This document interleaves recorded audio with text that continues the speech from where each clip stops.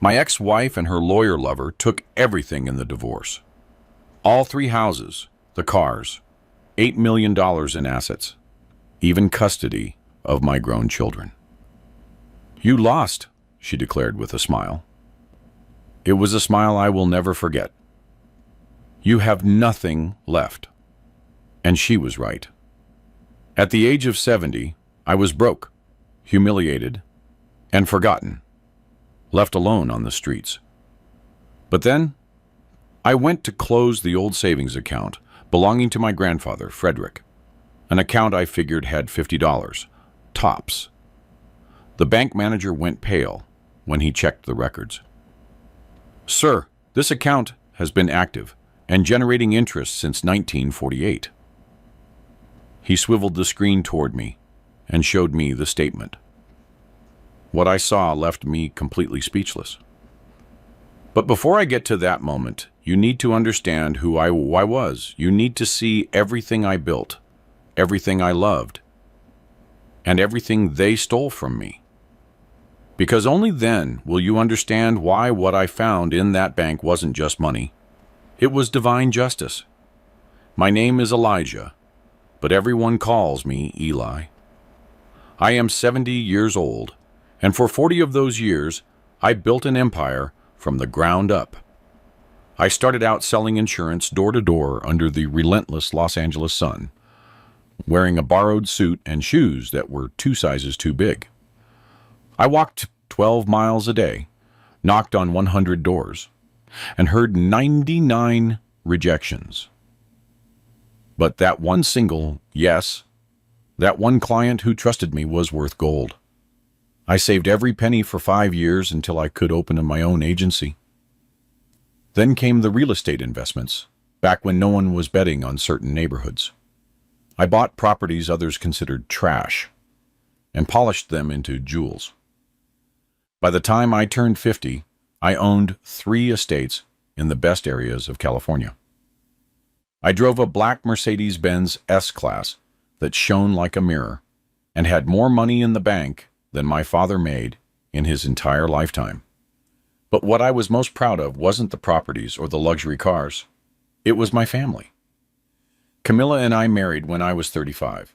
She was beautiful, with those green eyes that seemed to read your soul and a laugh that could light up any room. We met at a business dinner. I was nervous, awkwardly trying to impress a big client when I spilled red wine all over the white tablecloth. Everyone went silent, but she laughed, a genuine, warm laugh, and said, "Finally, someone with the nerve to ruin something perfect." That night, I knew I would marry her. We had 2 children. Brianna arrived first, with her mother's eyes and my stubbornness.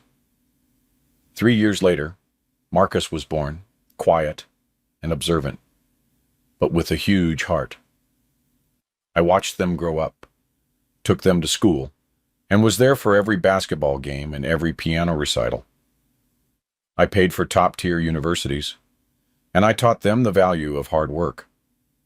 I showed them that money is important, but integrity is more so. When Marcus graduated as a lawyer and Brianna became a doctor, I cried with pride. My life made sense. Everything I had worked for, every sacrifice, every extra hour, had been worth it. Camilla and I celebrated 35 years of marriage. 35 years sharing the same bed, the same mornings, the same dreams. Or so I believed.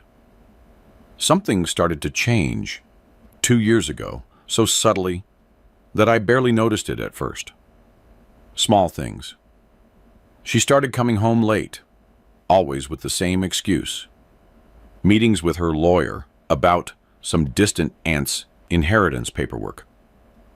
"It's complicated, Eli," she'd say while checking her phone. "Ethan says it could take months to sort out." Ethan. Her lawyer. A man of 45, perfectly slicked hair, tailored Italian suits, and a used car salesman's smile. I met him once at a dinner. He shook my hand too hard and called me friend too many times. Something about him made me uneasy, But Camilla insisted he was the best attorney in the city. The meetings grew more frequent, twice a week, then 3 times, then almost every day. She dressed up more than usual to go see him. New perfume, dresses I didn't remember buying her.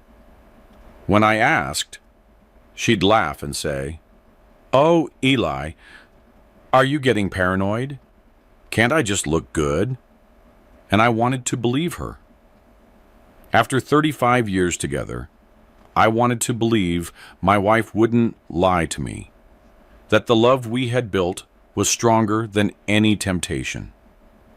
But love sometimes blinds us, and I was completely blind.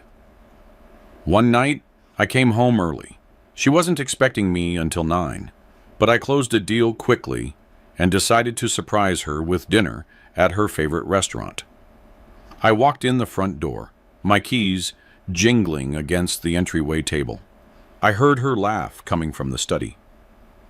That laugh I knew so well, but it sounded different, more intimate, more complicit.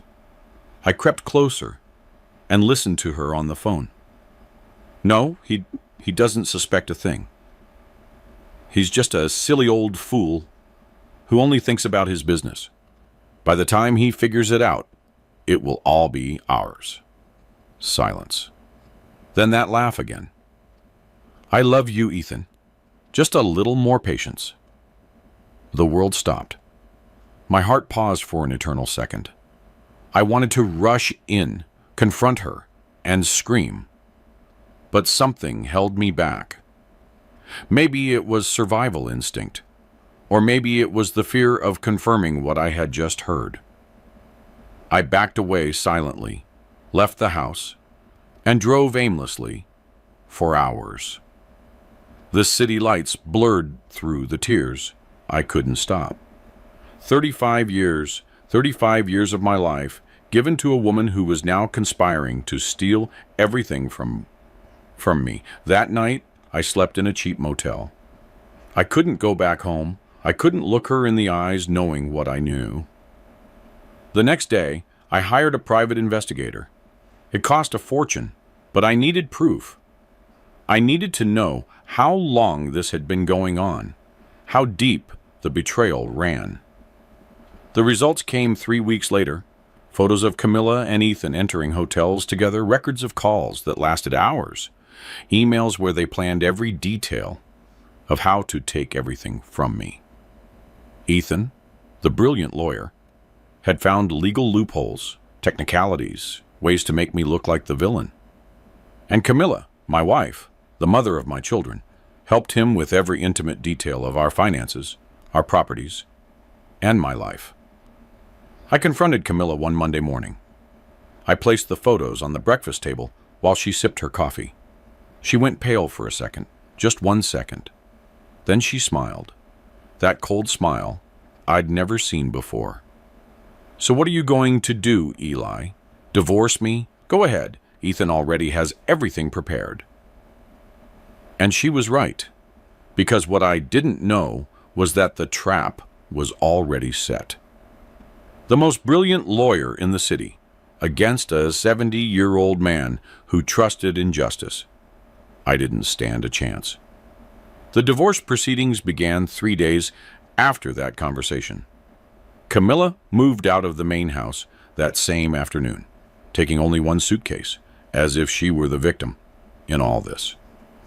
Neighbors saw her leave with tears in her eyes, playing the role of the abandoned wife to perfection. I stayed in that enormous house, surrounded by silence and the ghosts of what my family once was. The walls seemed to judge me.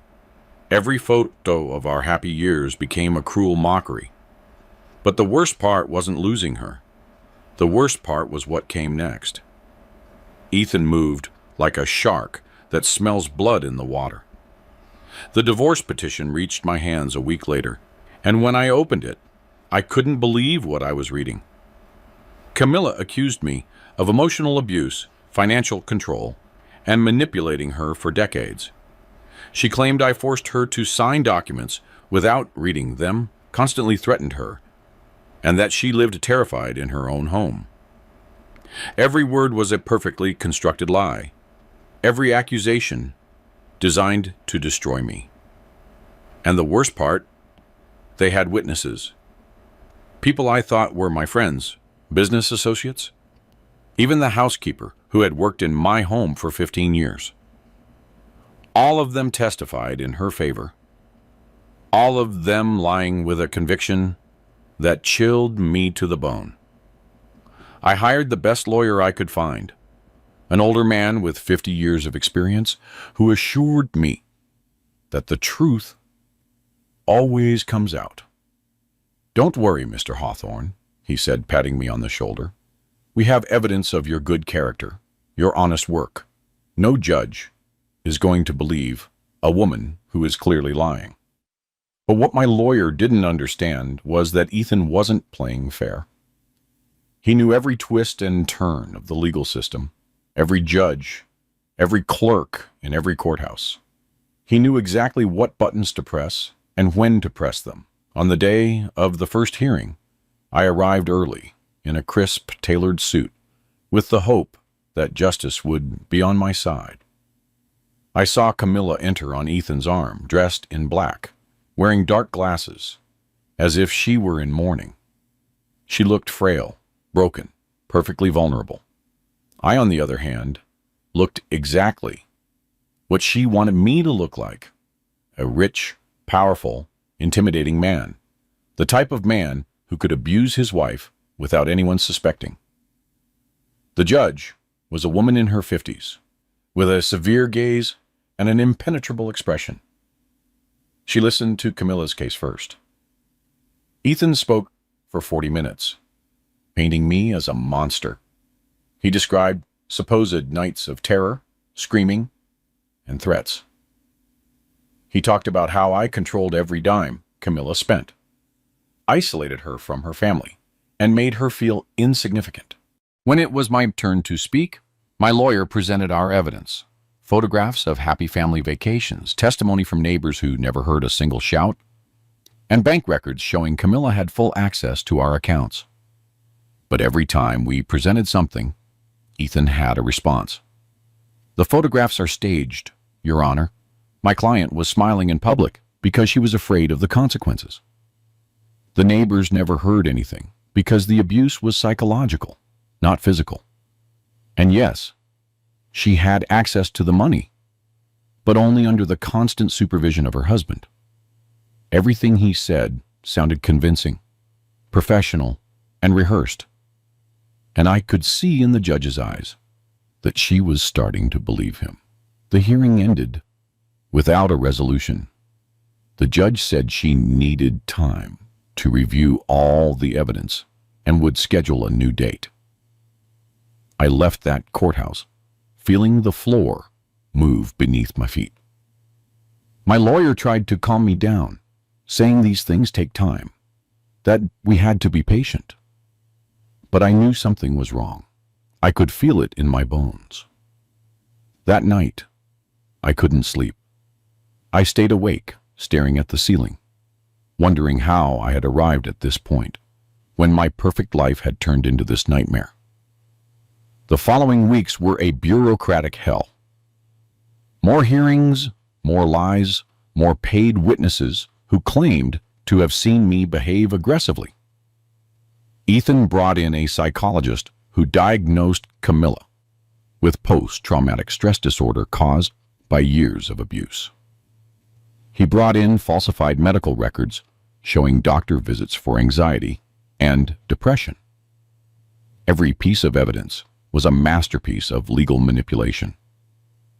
And all I could do was watch as my reputation, built over 40 years of honest work, crumbled in a matter of weeks. But what truly destroyed me was when Ethan filed his demand for the assets. He didn't just want half of everything. He wanted Camilla to keep all 3 houses, because, according to him, I had bought them with the intention of controlling her. He wanted the cars because Camilla needed safe transportation after the trauma I had caused her. and he wanted full access to the bank accounts because I had supposedly hidden money. $8 million in assets that we had accumulated together over 35 years of marriage. And he was asking that everything, absolutely everything, go to her. My lawyer said it was ridiculous, that no judge would grant that. But he was wrong, because Ethan had an ace up his sleeve that none of us saw coming. At the next hearing, he presented documents that supposedly proved I had diverted funds from my company to personal accounts, evading taxes for years. The documents looked legitimate, with my signature, with official seals, but I had never seen those papers in my life. They were perfect forgeries, so good that even my own lawyer doubted me for a moment. "Eli," he asked me privately, "is there anything you haven't told me? Because if these documents are real, we are in serious trouble." I swore to him that I had never done anything illegal in my life, that I paid my taxes religiously, that every cent of my company was registered and documented. But Ethan had done his work too well. The fake documents looked so real that the judge ordered a complete investigation of my finances. For 3 months, auditors reviewed every transaction, every receipt, every bank movement from the last 10 years. And although they found nothing illegal, the damage was already done. My reputation was destroyed. The local papers published articles about the businessman accused of fraud and abuse. Clients canceled contracts. Business partners stopped returning my calls. My name, which had once opened doors, now slammed them shut. And then came the worst of all. Brianna and Marcus, my children, my babies, sided with their mother. Camilla filled their heads with lies. She told them I had been an absent and controlling father, that she had suffered in silence for years to protect them. And they believed her. Or perhaps they didn't believe her, but money speaks louder than blood. Camilla promised them part of the inheritance if they testified in her favor. And they did. My daughter, the doctor, who studied with my money, stood up in front of the judge and said that I was emotionally distant, that I never showed her real love. My son, the lawyer who should understand how legal manipulation works, declared that he had seen signs of control throughout his childhood. Their words cut through me like knives. Every lie they uttered was a direct stab to the heart. The final hearing arrived on a gray Friday in November. The sky was covered with dark clouds, as if the universe knew what was coming. The courtroom was packed. Camilla and Ethan sat on the other side with barely contained expressions of victory.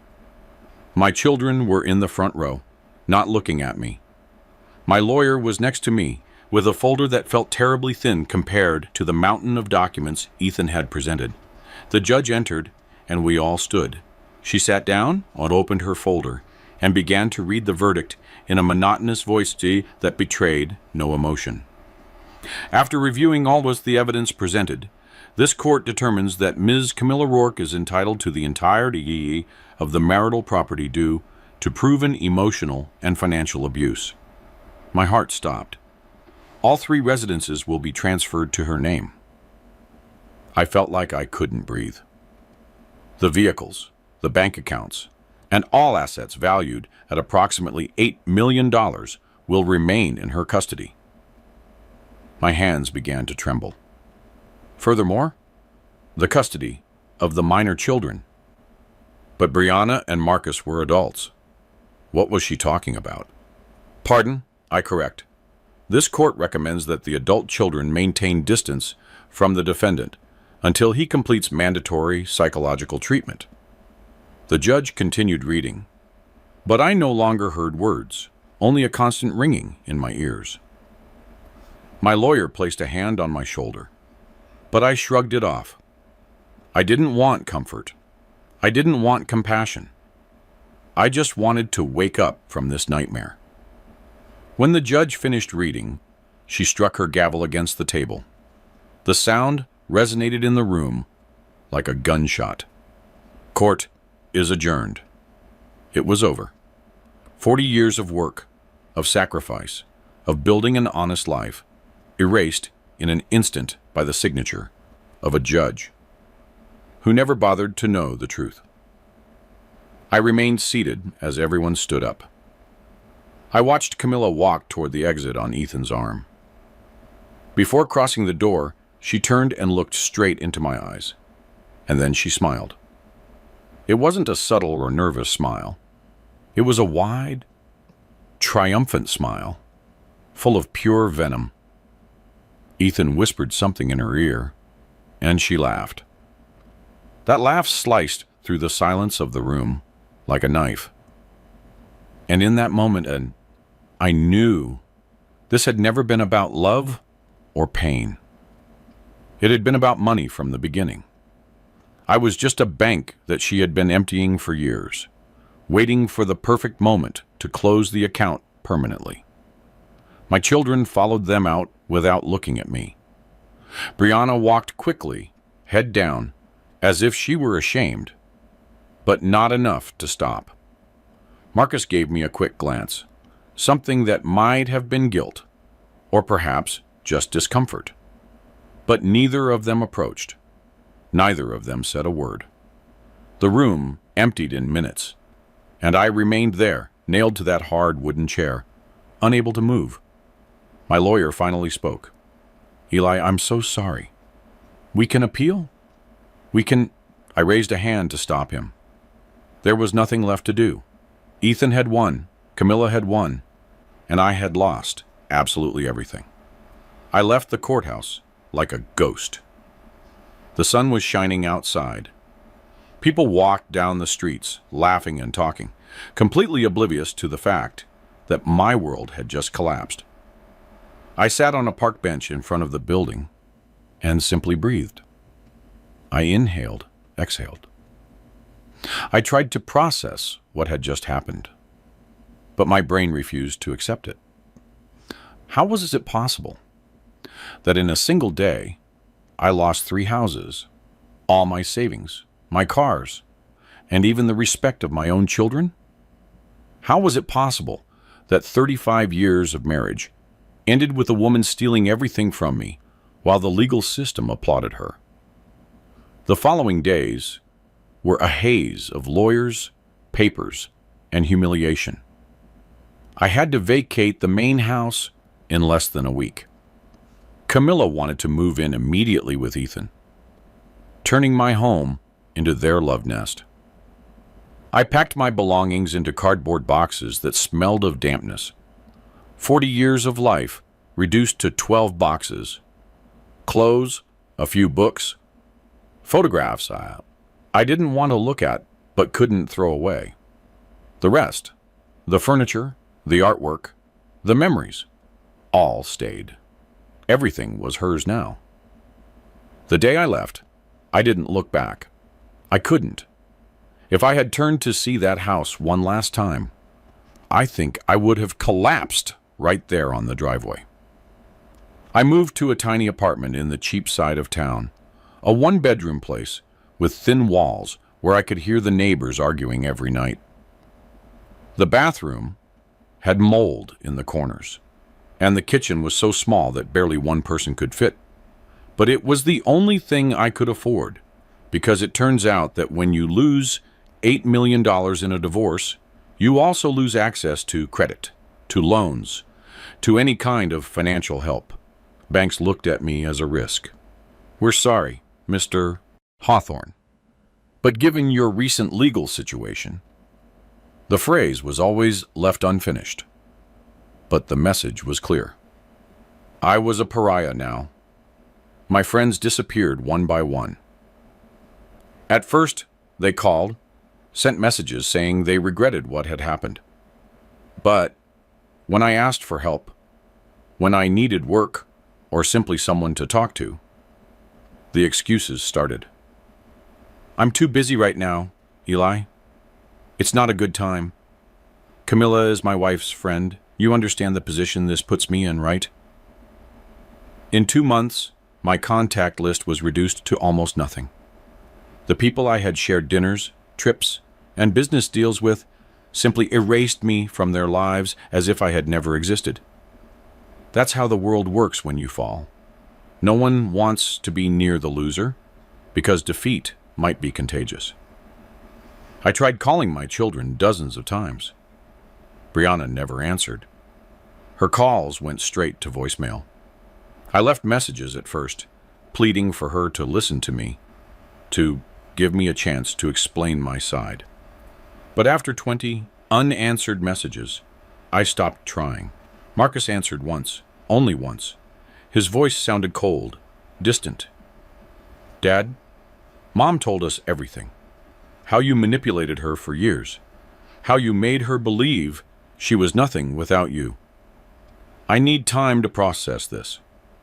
I told him it was all a lie, that his mother and Ethan had orchestrated everything. He sighed. That's exactly what a manipulator would say. And he hung up. He didn't answer my calls again. The nights were the worst. I sat in that miserable apartment with the sound of police sirens in the distance and neighbors fighting through the walls, wondering how I had gotten here. At 70 years old, after a lifetime of hard work and correct decisions, I was completely alone. No family, no friends, no money, no purpose. There were nights when I considered just giving up, stopping the fight, accepting that this was my life now, and that there was no way to change it. But something inside me, a last vestige of pride or perhaps simple stubbornness, refused to surrender completely. I looked for work, but no one wanted to hire a 70-year-old man with a recent legal scandal. You're overqualified. We're looking for someone younger. Your personal situation is complicated. Translation: you're old, problematic, and a risk. I ended up taking odd jobs, minor repairs for neighbors, moving furniture. Once, I spent an entire weekend painting a house for $200. I, who had managed million-dollar contracts, was now earning pennies doing manual labor that wrecked my back and knees. But I needed to eat. I needed to pay the rent for that hole I called home. One day, 3 months after the divorce, I was walking downtown when I saw Camilla and Ethan. They were leaving an expensive restaurant, the kind of place where we used to celebrate anniversaries. She wore a red dress I had never seen before. Jewelry glittered in the sun. Ethan held her by the waist, possessive, proud. They looked happy, radiant, living the perfect life with my money, in my houses, driving my cars. I hid behind a pole so they wouldn't see me, not out of fear, but because I couldn't bear the thought of them seeing me like this, destroyed, broken, defeated. That night, I hit rock bottom. I sat on the floor of my apartment, surrounded by bills I couldn't pay, and cried. I cried like I hadn't cried since I was a child. Tears of rage, of powerlessness, of pure despair.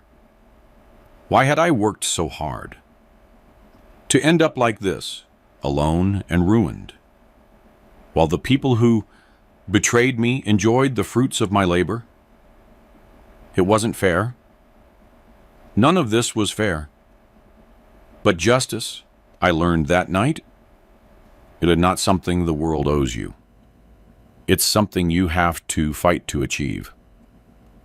The next day, while organizing the few belongings I had left, I found an old box buried at the bottom of the closet. It belonged to my grandfather, Frederick.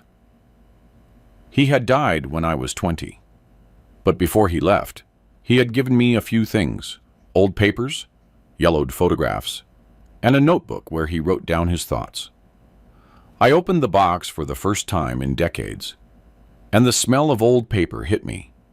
There was a photograph of him and my grandmother on their wedding day. They looked so young, so full of hope. And beneath the photograph, I found something I had completely forgotten. A small, faded green bank passbook with corners curled by time. I opened it curiously. It was a savings account from the First National Trust that my grandfather had opened in 1948. I looked at the numbers written by hand in faded blue ink. The last recorded deposit was $50 in 1952. After that, nothing. The account had been forgotten for over 70 years. It was probably closed or inactive. But something clicked in my head, a tiny spark of curiosity amid all my despair. What if the account still existed? What if there was something in there, even if it was just those $50? It wasn't much. But in my current situation, $50 meant food for a week. I decided to go to the bank the next day. I had nothing to lose. The First National Trust still existed, though it was now part of a larger chain. The nearest branch was 40 minutes away by bus. I put on my only suit, the same one I had worn to the trial, now wrinkled and with a coffee stain I could never quite remove. I took the passbook and left early in the morning. The bus ride was long and filled with people going to jobs they hated. I arrived at the bank at 9 in the morning. It was a modern building, all glass and steel, very different from the old branches I remembered from my youth. I walked in with the passbook tightly held in my sweaty hand. The receptionist looked at me with that professional smile they give you when they assume you're not important. "How can I help you?" I showed her the passbook. "I need to verify if this account still exists." She took it, frowned at the date, and asked me to wait. I sat in one of those uncomfortable chairs in the waiting room, surrounded by people conducting important business while I chased a ghost from 1948. 20 minutes passed, then 30. I started to think I had made a mistake, that this was a waste of time. But then an older man appeared, about 60 years old, with thick glasses and a gray suit. "Mr. Hawthorne?" I stood up. "Yes." "I'm Joseph, the manager of this branch. Could you please accompany me to my office?" There was something in his tone that made me nervous. He didn't sound like someone about to tell me the account was closed. He sounded like someone who had just seen something he didn't expect. We walked in silence down a marble-floored hallway to his office. He closed the door behind us and gestured for me to sit. He sat down in front of his computer and started typing. His face was pale. "Mr. Hawthorne," he said without looking at me, "do you have any identification that proves your relationship with Frederick Hawthorne?" I pulled out my ID. My last name was Hawthorne. Frederick had been my paternal grandfather. Joseph checked my documents, then looked back at the screen. He took a deep breath. "Sir, this account exists. It is active and has been generating compound interest since 1948. The world stopped. "What?" My voice came out as a whisper. Joseph swiveled the screen toward me, and then I saw it, the account balance. My eyes scanned the numbers once, twice, 3 times, unable to process them. It couldn't be real. It simply couldn't be real. $127 million. The room began to spin. I felt like I couldn't breathe. That can't be right. My voice trembled. Joseph nodded slowly. "I verified it 3 times. Your grandfather deposited $50 in 1948. The account was never closed. It has been accumulating interest for 77 years. With the bank's original interest rate and changes in policies over the decades, the amount has grown exponentially." I couldn't speak. I couldn't think. $127 million. And forgotten account? a piece of green paper that had been stored in a box for decades while I struggled, worked it, and built an empire from scratch. And all that time, this fortune had been silently waiting for me. "There's something else," Joseph said.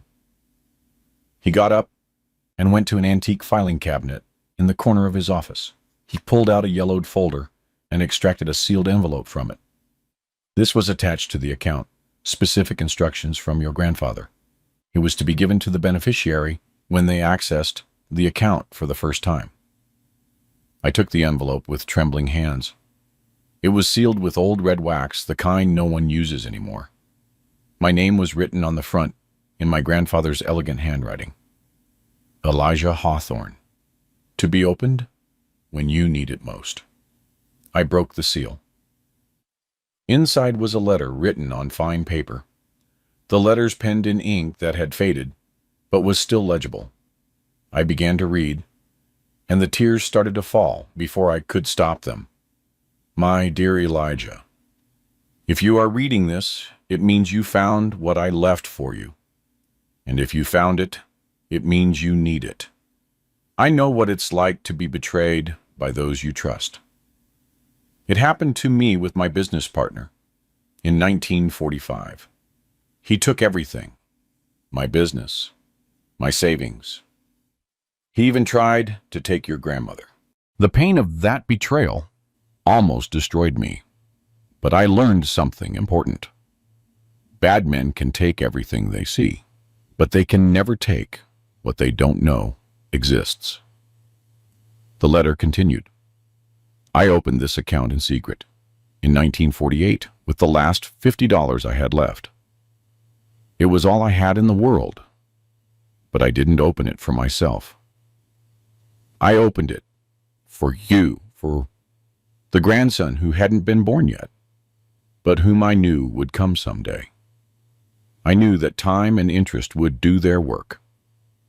I knew that someday, when you needed it most, this account would be here waiting for you. Because true wealth is not what you show to the world.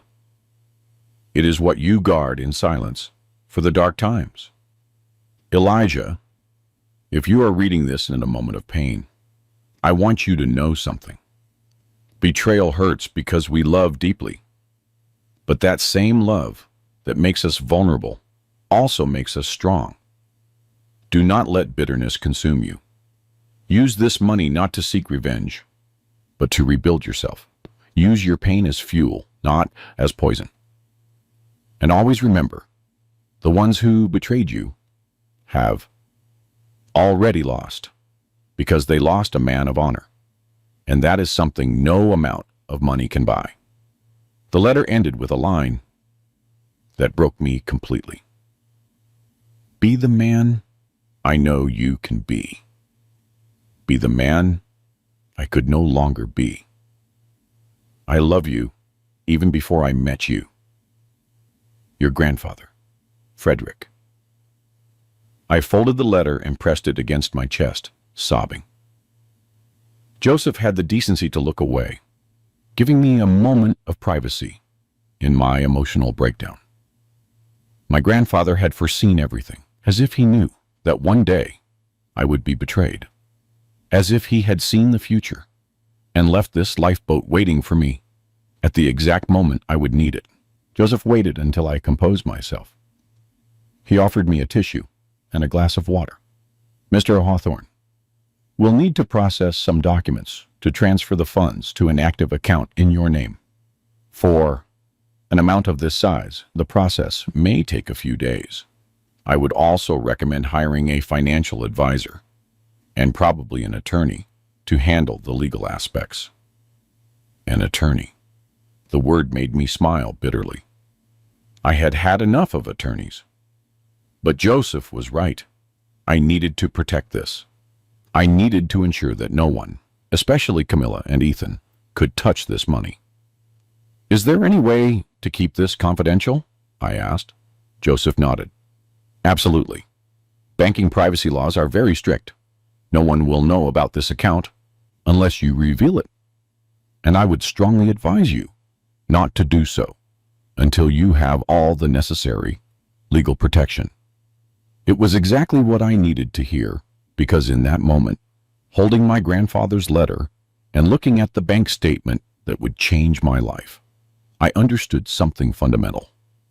This wasn't just a second chance. It was an opportunity to serve justice the right way. I left the bank 3 hours later with a folder full of documents and a secret that weighed more than any fortune. $127 million. The figure swirled in my head like a whirlwind. I walked the streets aimlessly, trying to process what had just happened. People passed by me, completely unaware that the old man in the wrinkled suit walking among them had just become a multimillionaire. I was surreal. Just 24 hours earlier, I was figuring out how to pay the next month's rent. Now, I had more money than I could spend in several lifetimes. But something in me had changed. I didn't feel euphoria. I didn't feel the urge to celebrate or to spend. I felt something much deeper and darker. I felt clarity. For the first time in months, my mind was completely clear. And in that clarity, I understood exactly what I had to do. Camilla and Ethan had taken everything from me because they thought I had nothing left to lose. They were wrong. And now, I was going to show them just how expensive it is to underestimate a man who has hit rock bottom and found gold instead of darkness. The first thing I did was move, not to an ostentatious mansion or a luxury penthouse. That would have drawn attention. I moved to a modest but respectable apartment in a quiet neighborhood. 2 bedrooms, clean, with good natural light. Nothing that screamed money. I bought simple furniture, normal clothes, and kept my old car. Because the most important lesson I learned from my grandfather was this: true wealth is invisible. And I needed to be invisible while I prepared my next move. I hired an attorney, but not just any attorney. I researched for weeks until I found the best specialist in legal fraud and professional malpractice in the state, a man named Robert Bob Kingsley, with an impeccable reputation and a 92% success rate in cases against corrupt lawyers. He was expensive, charging $500 an hour, but now I could afford him. We met in his office, a sober place with walls full of degrees and awards. I told him my entire story, every detail of the divorce, every lie, every falsified document. Robert listened in silence, taking occasional notes. When I finished, he leaned back in his chair and looked at me with a serious expression. "Mr. Hawthorne, what you're describing to me is a clear case of legal malpractice and possible fraud. If we can prove that the attorney, Ethan Vance, falsified documents and manipulated the judicial process, not only could we reverse the divorce, but he would face criminal charges." I nodded. "That's exactly what I want. But I need this to be done quietly. No one can know I have resources until the time is right." Robert smiled for the first time. "I understand perfectly. And coincidentally, I have a few contacts who could help us." Over the next few weeks, Robert set in motion a silent but relentless machine. He hired a top-level private investigator, someone who knew how to get information without leaving a trace. The investigator started following Ethan, reviewing his past cases and talking to former clients. And what he found was better than I had expected, much better. It turned out I wasn't Ethan's only victim. Over the last 10 years, he had manipulated at least 7 other divorce cases using similar tactics: falsified documents, paid witnesses, and fabricated evidence. He always got away with it because his victims ended up so financially and emotionally destroyed that they had no resources to fight back. But we had resources, and more importantly, we had patience. The investigator compiled testimonies from those other victims. Some agreed to speak when they learned that someone was finally coming after Ethan. Others were afraid, but with time and the guarantee of legal protection, they began to open up. We also found something interesting about Camilla. It turned out that she and Ethan had been planning this for more than 3 years.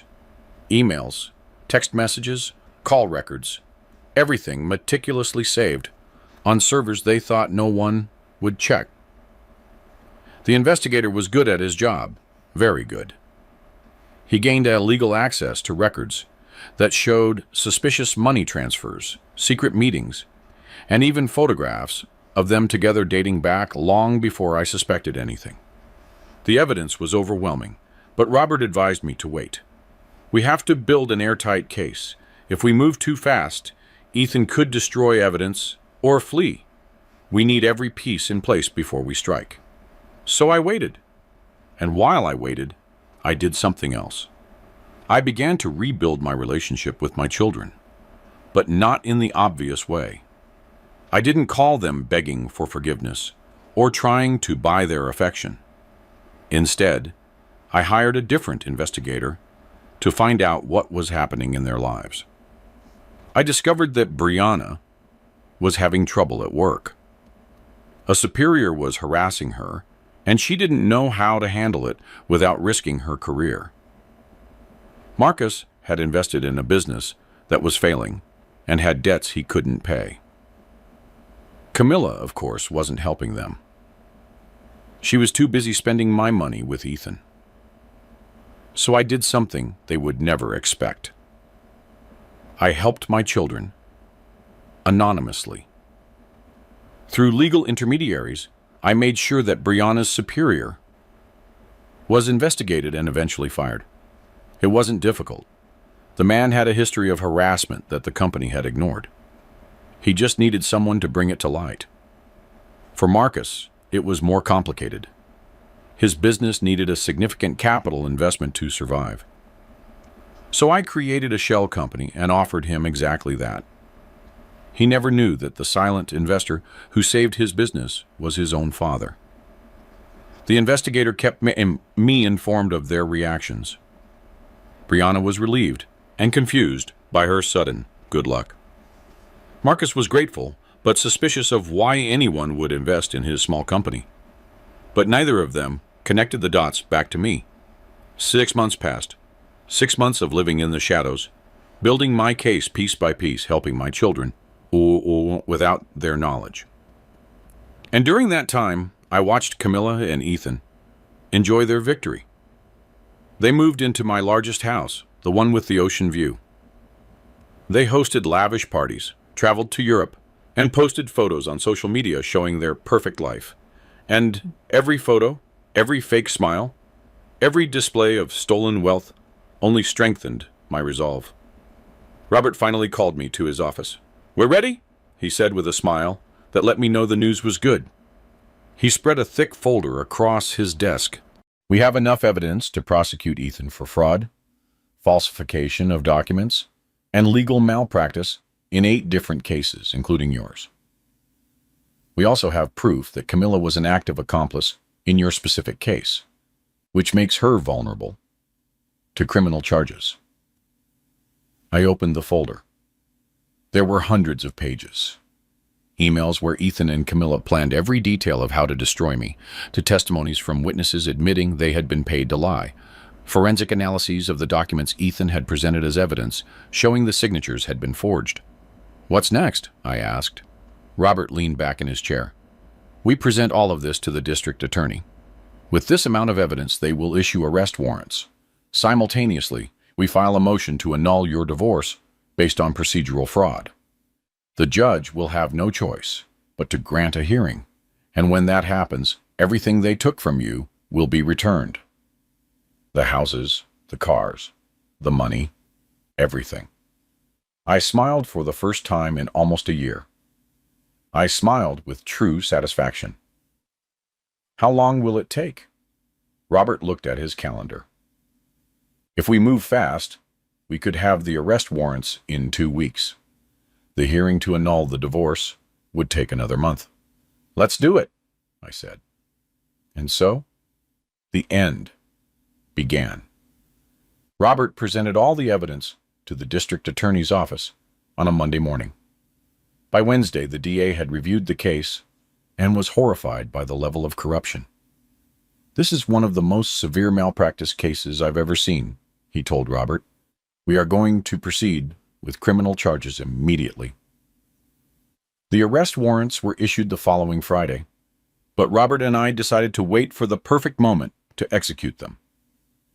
Camilla and Ethan were planning a huge party that night, a celebration of their first official anniversary as a couple. They had invited 100 people, the city's elite. Everyone would be drinking expensive champagne, eating gourmet food, and celebrating their love while stomping on the ruins of my former life. The night of the party arrived with a clear sky and bright stars. I wasn't invited, obviously, but I had eyes everywhere. The investigator had placed discreet contacts among the catering staff. He sent me updates every hour. Camilla wore a white dress. Ironic, considering the circumstances. Ethan looked smug in an expensive tuxedo, smiling like the cat who ate the canary. The guests arrived in luxury cars, all oblivious to the fact that they were celebrating in a house built on lies and falsified documents. At 9 o'clock that night, when the party was at its peak, when the champagne glasses were flowing and the music filled the air, 3 unmarked black cars stopped in front of the entrance. Federal agents and local police officers got out. They carried the arrest warrants. The investigator called me at that moment. "They're going in now." I could hear the background music, the laughter, and then a sudden silence. "Ethan Vance is under arrest for fraud, falsification of documents, and conspiracy." The agent's voice sounded clear and professional. "Camilla Rourke is under arrest for complicity in fraud and conspiracy to commit procedural fraud." The investigator described the scene to me. Camilla had dropped her champagne glass. The crystal shattered against the marble floor with a sound that sliced the silence like a knife. Ethan tried to negotiate using his lawyer voice, trying to intimidate the officers with empty legal threats, but the orders were clear, and the evidence was irrefutable. They were handcuffed in front of 100 witnesses. Guests pulled out their phones, recording everything. By morning, the video would be all over social media. The public humiliation was total and perfect. "How is Camilla?" I asked. I needed to know. The investigator paused. "She's crying. She's asking for her children. She says this is a mistake, that someone is framing them." I closed my eyes. A small part of me, the part that had loved her for 35 years, felt something akin to pity. But it was a very small part. The rest of me only felt the cold satisfaction of justice served. "Thanks for the report," I said, and hung up. I sat in my modest apartment that night with a cup of hot tea in my hands and reflected on what had just happened. I didn't feel explosive triumph or overflowing joy. I felt peace, a deep peace that comes from knowing that the universe, though slow, eventually balances the scales. My grandfather was right. The ones who betrayed me had already lost, long before they were arrested, because they lost their integrity, their humanity, their ability to look at themselves in the mirror without shame. The next day, the newspapers exploded with the news. Prominent attorney arrested for mass fraud. The articles detailed years of legal manipulation, destroyed victims, and ruined lives. My case was mentioned as one of the most atrocious. Online comments were brutal. The people who once admired Ethan now despised him. Camilla was described as his calculating accomplice. The same people who had attended their party were now posting messages of indignation, conveniently forgetting they had been drinking champagne in a house bought with stolen money. Robert called me that afternoon. "The hearing to annul the divorce is scheduled for 3 weeks from now. With the arrests and all the evidence we have, it's virtually a done deal. You'll get everything back. I thanked him for his work and hung up. But recovering my material possessions wasn't my priority. There was something much more important I needed to recover: my children. That night, Brianna called me. It was the first time I had heard her voice in almost a year. She was crying. "Dad, I saw the news. I didn't know. Mom told us so many things, and we believed her." Her voice broke. I didn't interrupt her. I let her cry. I let her process. I let her feel the weight of what she had done. When she finally calmed down, I spoke softly. "Brianna, your mother manipulated you just like she manipulated me. I don't blame you. You were her children, and you wanted to believe her. I would have done the same thing in your place." She sobbed louder. "We were so cruel to you. We turned our backs on you when you needed us most. How can you forgive us?" I closed my eyes. Because I love you, and real love forgives, even when it hurts. But I need you to understand something. Forgiveness doesn't mean everything goes back to the way it was before. We'll have to rebuild our relationship from scratch, and that will take time. Marcus called me an hour later. His tone was different from Brianna's. There was shame, but also something else. Respect. "Dad, the investor who saved my business? That was you, wasn't it?" I didn't answer directly. "Does it matter who it was?" He paused for a long time. "Yes, because it means that even when we turned our backs on you, when we abandoned you at your worst moment, you kept taking care of us. Not because you expected anything in return, but because that's what real fathers do." His voice broke. "I'm sorry, Dad. God, I am so sorry. I told them both that we would see each other soon, that we would talk about everything calmly, but that now I needed time to process my own healing." They understood, or at least they said they understood. Time would show if they truly did. The hearing to annul the divorce arrived faster than expected. The courtroom was the same one where I had lost everything a year ago, but this time I was different. I walked in with my head held high, wearing a new, well-pressed suit, with Robert at my side, carrying 3 thick folders of evidence. The judge was different, an older woman with a wise gaze, who reviewed the case with meticulous care. Camilla and Ethan were not present. They were still in jail, awaiting trial. Their defense attorneys looked defeated before the hearing even began. They knew they had no case. Robert presented all the evidence: the falsified documents with forensic analyses, the testimonies of witnesses admitting they had been paid to lie, the emails where Camilla and Ethan planned every detail, and Ethan's previous victims testifying about identical tactics. The judge listened to everything in silence, her expression growing sterner with each piece of evidence. When Robert finished, the judge removed her glasses and looked directly at us.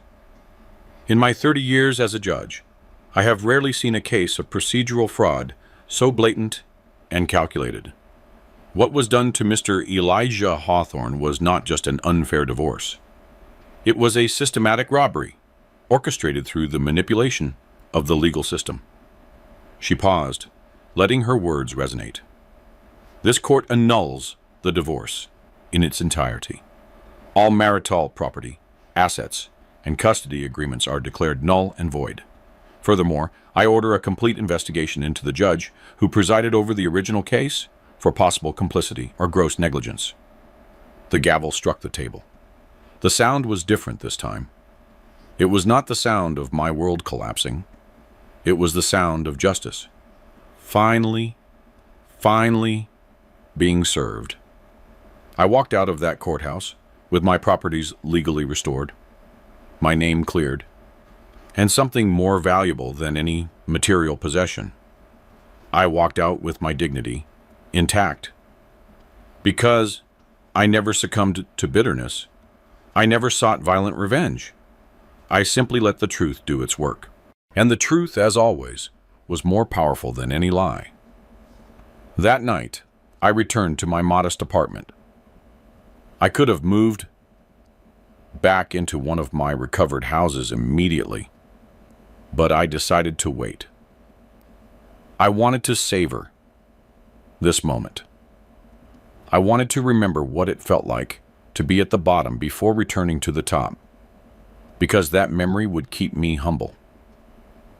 It would remind me that fortune can change in an instant, and that the only thing that truly matters is who you are when no one is looking. The following days were a strange mixture of legal resolution and personal healing. The 3 houses were returned to my name. The wars, though Camilla and Ethan had used them for a year, were still registered under my property. Thanks to legal technicalities Robert handled brilliantly. The bank accounts were more complicated because they had spent millions, but the court ordered the return of everything that remained, plus compensation for damages. It wasn't that I needed that money. I still had the $127 million from my grandfather's account, untouched, waiting silently. I decided not to reveal that account. Not yet, perhaps never, because I had learned the most valuable lesson of my life. Visible money makes you a target. Invisible money makes you invincible. I moved it back into my main house, the one with the ocean view, but something had changed in me. The rooms that once filled me with pride now felt empty. The expensive furniture, the artwork, the marble floors, everything seemed superficial. I had lived in a 1-bedroom apartment and had been just as happy. Perhaps happier, because in that apartment there were no ghosts of past betrayals. I hired a deep cleaning company, not just to clean physically, but symbolically. I wanted to erase every trace of Camilla and Ethan from that space. I donated the furniture they had used. I repainted the walls, changed the locks, obviously, but I also changed the energy of the place. When they were finished, the house felt new, like a blank canvas awaiting a second chance. Brianna and Marcus came to visit me on a Saturday afternoon. It was awkward at first. We sat in the living room, the same place where we used to have family dinners, and the silence weighed like a rock between us. Brianna spoke first. "Dad, I don't even know where to begin to apologize." I raised a hand to stop her. "Start by being honest with me and yourselves. Why did you believe me capable of what your mother said?" Marcus looked at the floor. "Because it was easier to believe her than to face the possibility that she had lied to us our whole lives. If Mom could lie about you, it meant she could lie to us about anything, and that was terrifying." His honesty surprised me. "And also," Brianna continued, her voice trembling, "because money was involved. Mom promised us part of the inheritance if we supported her, and we accepted." The silence that followed was dense. I appreciated their honesty, but it hurt to hear it. My own children had sold me out for money. "And now?" I asked. "Now that you know the truth, how do you feel?" Brianna started to cry. "I feel dirty, like I betrayed everything you taught me about integrity. You paid for my college, my medical residency. You supported me every step of the way, and I turned my back on you for a check I didn't even need." Marcus nodded. "Me too. And the worst part is that you kept helping us even when we abandoned you. The investigator confirmed it for me. It was you who saved Brianna's business with that superior. It was you who invested in my company." I looked at both of them. My imperfect children, selfish in their moment, but finally able to face their mistake. "I forgive you I said simply. But forgiveness doesn't mean everything goes back to the way it was before. We will have to rebuild trust, and that will take time, maybe years. Are you willing to do that work? They both nodded, and tears in their eyes. Whatever it takes, Marcus said. However long it takes, Brianna added. And so, the slow process of family healing began. It wasn't easy or fast. There were difficult conversations, awkward silences, and moments where the pain of the past resurfaced like an unexpected wave. But gradually, week after week, we began to find a new rhythm. Meanwhile, the criminal case against Camilla and Ethan moved forward. The DA had built a solid case, with the 8 previous victims testifying. The media covered every detail of the trial. Ethan tried to negotiate a guilty plea in exchange for a reduced sentence, but the DA rejected the offer. They wanted a full trial, a public example of what happens when lawyers corrupt the system. The trial lasted 3 weeks. I attended every day of testimony, not for revenge, but for closure. I needed to see it through, to see justice work as it should have from the beginning. Camilla looked different at the trial. No expensive makeup, no designer dresses, just the orange prison uniform that crushed any pretense of glamour. She looked at me once from the defendant's stand. Our eyes met, and I saw something I hadn't expected. Real regret. Not the performative kind that people show to reduce their sentence, but something deeper. The realization that she had destroyed 35 years of shared life for greed and lust. I looked away, not because I hated her, but because I no longer felt anything for her. And that indifference was more definitive than any hate. Ethan, on the other hand, never showed remorse.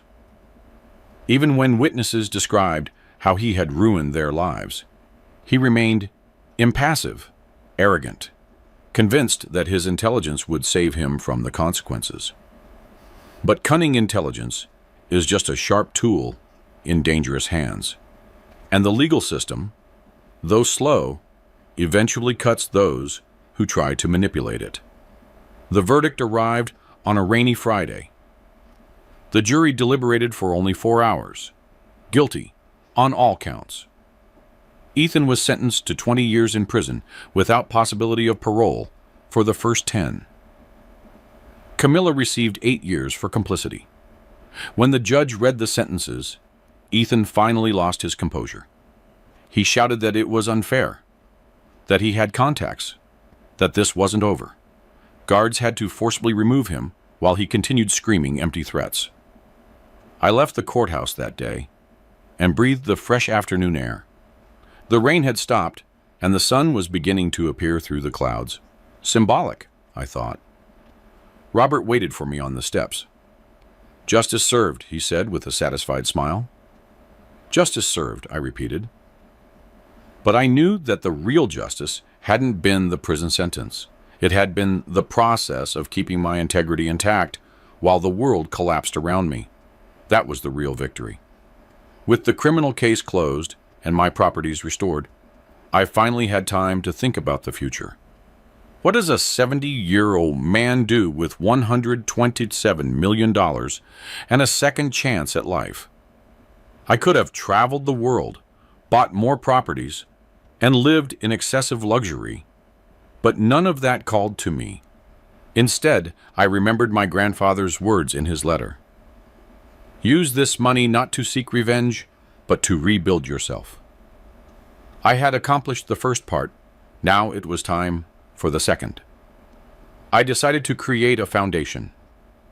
I named it the Frederick Hawthorne Foundation in honor of the man who had foreseen my downfall and planted the seed of my salvation 77 years earlier. The foundation's mission was simple but powerful: to help victims of fraudulent divorce and legal malpractice, to provide free legal resources to people who couldn't afford high-quality attorneys, to create a support system for those who had been destroyed by the very system that was supposed to protect them. I invested $20 million initially in the foundation. I hired the best attorneys, investigators, and social workers. We opened offices in 5 major cities. In the first year, we helped 43 people overturn fraudulent divorces or prosecute corrupt lawyers. Every case won was a small victory against systemic injustice, and every person helped was a reminder of why I had survived my own nightmare, not to accumulate wealth, but to use that wealth as a tool for real change. The foundation grew faster than I had anticipated. The stories of people destroyed by unscrupulous lawyers were countless. Every week, dozens of requests for help arrived. Mothers who had lost their children due to false accusations, fathers financially ruined by manipulated divorces, and elderly people stripped of their life savings by corrupt legal guardians. Each story was a mirror of my own experience, and each one reinforced my commitment to this mission. I hired Robert as the foundation's legal director. He accepted enthusiastically, saying that in 30 years of his career, he had never had the opportunity to do so much good with such financial backing. Most victims of legal fraud lose not just for lack of evidence, but for lack of resources to fight, he explained, while we reviewed cases in his new office. With the foundation, we are leveling the playing field. We are giving ordinary people the same weapons the rich have always had: access to real justice. One of the first cases the foundation handled was that of a woman named Gloria. She was 62, and her story was chilling in its similarity to mine. Her husband had conspired with a female lawyer to take everything from her in the divorce. They had taken her house, her savings, even her small flower shop that she had operated for 20 years. When she came to our offices, she looked defeated, with the vacant gaze of someone who had lost hope. Robert and his team reviewed her case and found the same tactics Ethan had used on me: falsified documents, paid witnesses, and procedural manipulation. It took 6 months, but we won her case. The divorce judgment was annulled, her properties restored, and the corrupt lawyer faced criminal charges. The day Gloria got the keys back to her shop, she came to the foundation with a bouquet of fresh flowers. Tears were in her eyes as she handed them to me. "Mr. Hawthorne, you gave me back my life. Not just my shop or my house. You gave me back my faith that there are still good people in the world." I had tears in my eyes too. "Gloria, I only did for you what someone did for me 77 years ago. I'm paying forward a debt to my grandfather." And stories like Gloria's multiplied. Every successful case brought more attention to the foundation. The media began covering our work. Newspapers wrote articles about the avenging angel of unjust divorces. Television programs invited me for interviews.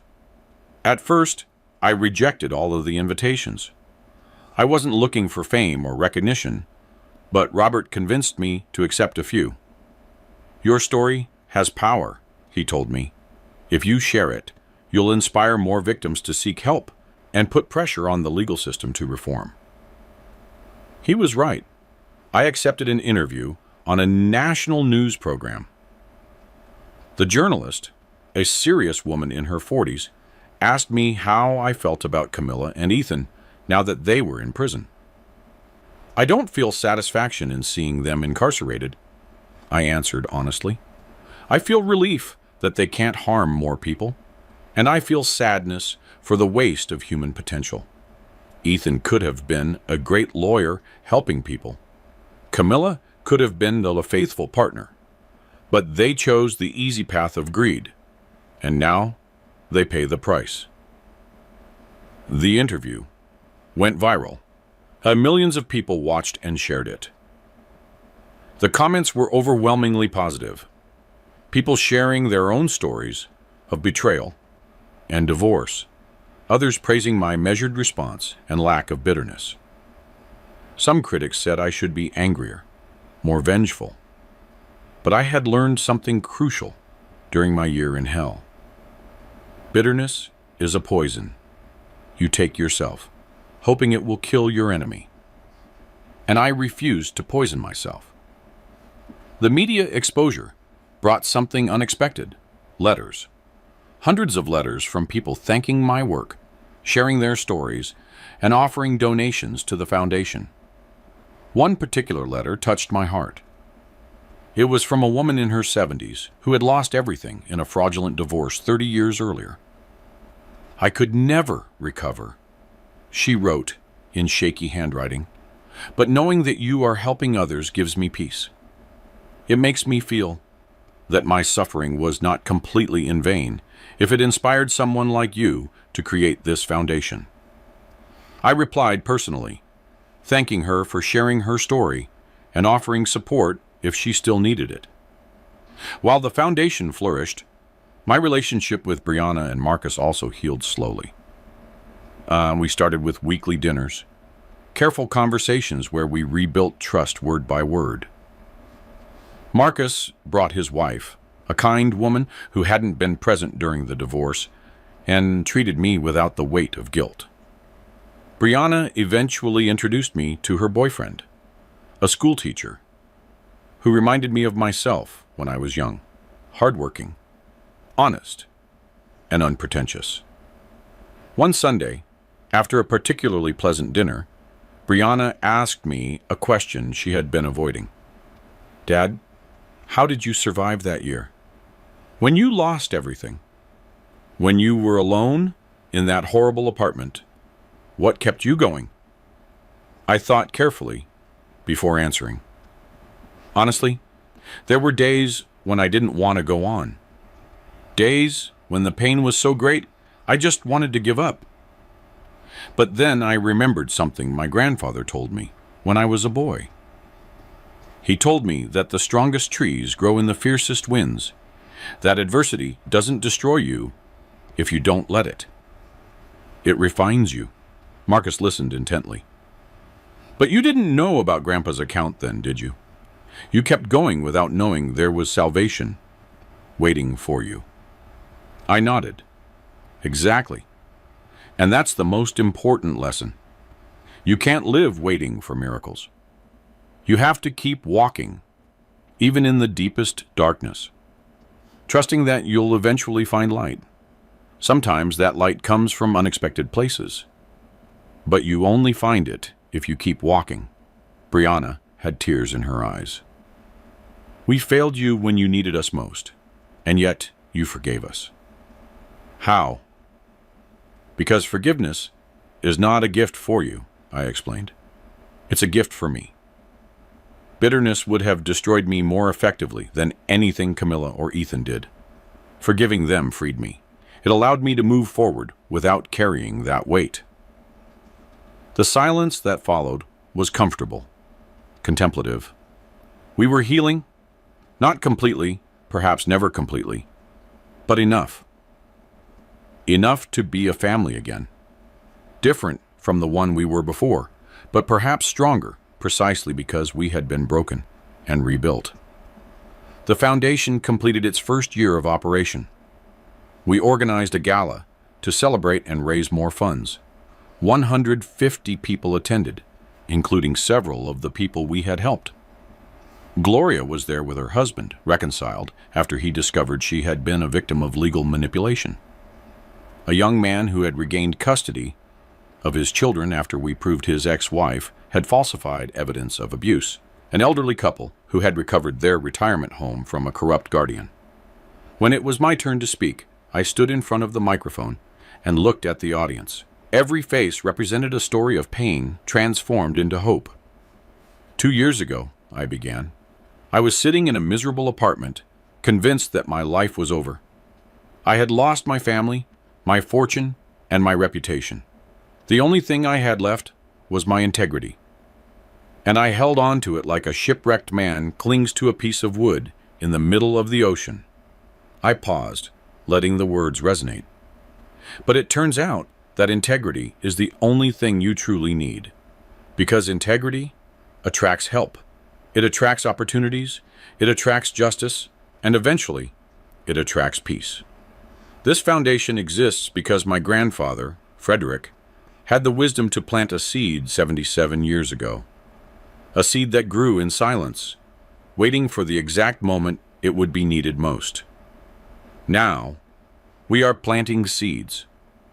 Every person we help, every case we win, every life we rebuild is a seed that will grow and flourish in ways we cannot predict. And that, I concluded with an emotional voice, is the true legacy. Not the money we leave behind, but the lives we touch. The applause was deafening and sincere. People stood up.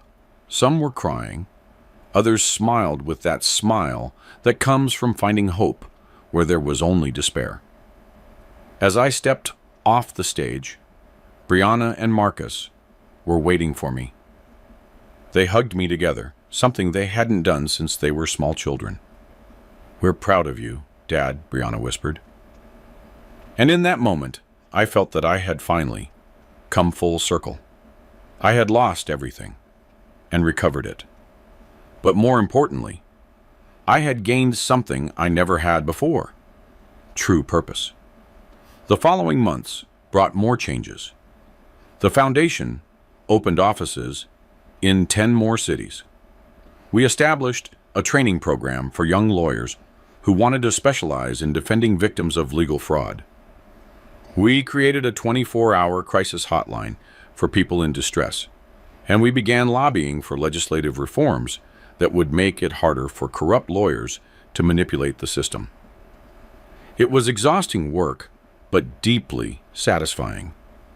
Every day, I woke up with a clear purpose. I was no longer building wealth for vanity or security.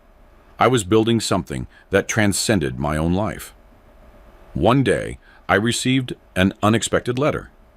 It was from Camilla. It was handwritten on prison paper, the handwriting shaky but legible. "Eli," she began unceremoniously, "I know I don't deserve your time or your attention. I know what I did was unforgivable, but I need you to know something. In these past 2 years in prison, I've had a lot of time to think, to really see who I became and how I destroyed the one good thing in my life: our marriage." I continued reading with a mix of curiosity and caution. "I'm not seeking your forgiveness. I don't deserve it, and I don't expect it. But I want you to know that I am sorry. I'm sorry I betrayed you. I'm sorry I poisoned our children against you. I'm sorry I wasted 35 years of real love for an empty fantasy with a man who only used me." The letter continued. "I've seen the news about your foundation, about how you are helping people the way I should have been, victims instead of perpetrators. And it fills me with shame, but also something akin to pride. Because even after everything I did to you, you are still the honorable man you always were. And that makes me face how much I lost by letting you go." It ended with a simple line: "I hope you find the peace I never deserved. Camilla." I folded the letter slowly. I felt neither rage nor triumph. I felt something more complex: sadness for the waste of a life that could have been different, but also gratitude that she finally saw the truth, even if it was too late. I didn't reply to the letter, not because I was cruel, but because there was nothing to say. Some things simply end, and adding more words doesn't change that. But I kept the letter, not as a trophy, but as a reminder that even the people who hurt us the most are human, capable of repentance, even if that repentance comes late.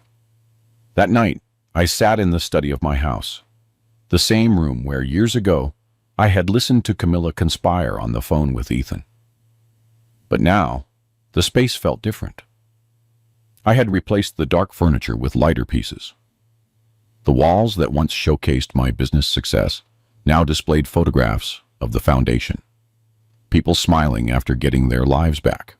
Young lawyers graduating from our training program, and families reunited after years of forced separation. I opened my desk drawer and pulled out my grandfather Frederick's original letter. I had read it hundreds of times, but each reading revealed new layers of wisdom. Bad men can take everything they see, but they can never take what they don't know exists.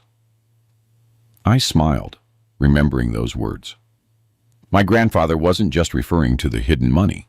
He was referring to inner strength, integrity, and the ability to stay true to your principles, even when the world conspires against you. Those were the true, invisible riches. I thought about everything that had happened in the past 3 years. The devastating betrayal, the total loss, the miraculous discovery, and the slow rebuilding. And I realized something profound. If I could go back and prevent all the pain, would I? The answer surprised me. No, I wouldn't. Because that pain transformed me from a successful but superficial man into someone with real purpose. It taught me empathy I never had when my life was easy. It showed me who I really was when everything external was taken away. And that lesson was worth more than any amount of money. My phone rang, interrupting my thoughts. It was Robert. Eli, I have news. The governor just signed the reform bill we were pushing.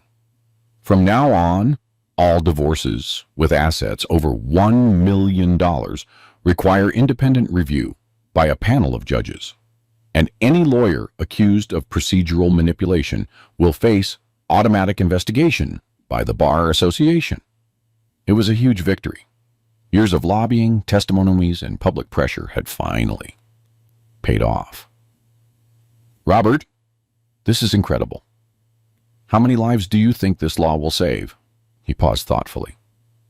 Impossible to say, but every life it saves is a life that won't have to go through what you went through, and that makes it invaluable. That night, I hosted a small dinner at my house. Brianna, Marcus, their partners, and a few key members of the foundation team. We cooked together, something we had never done when I was rich and successful. Before, we had chefs and staff. Now we had laughter in the kitchen as Brianna burned the onions and Marcus tried to save the sauce. It was chaotic and perfect. During dinner, I raised my glass. I wanted to make a toast to my grandfather, Frederick, who had the wisdom to plant a seed he wouldn't live to see grow. To the brave people who share their stories of pain to help others. To my children, who had the courage to admit their mistakes and work to make amends. And to all of us, for choosing every day to be better than we were yesterday. The glasses clinked with that crystalline sound that marks important moments. And as I looked at the faces around the table, I realized that this was true wealth. Not the $127 million in the bank, not the houses or the cars, but these human connections, rebuilt after being broken, stronger precisely because they had survived the fracture.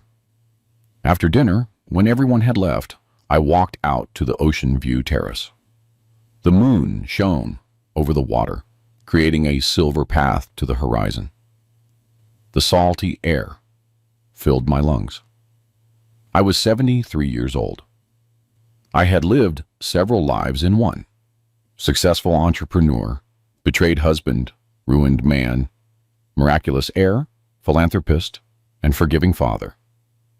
And through it all, I had learned the most important lesson. Time is the greatest ally of the unjustly wronged. Not because it guarantees revenge, but because it guarantees perspective. Time shows you that the people who betrayed you betrayed themselves first. that they lost much more than they took from you. That the real victory is not in watching them fall, but in remaining standing without becoming what they are. I recalled the last words of my grandfather's letter. Be the man I know you can be. And I smiled because I finally understood what it meant. It didn't mean being perfect. It meant being whole. It meant getting up every time you fall.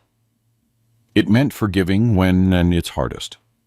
It meant using your pain as fuel to help others, instead of as poison to destroy yourself. The ocean continued its eternal rhythm. Waves rolling in and receding, rolling in and receding. Constant, patient, unstoppable.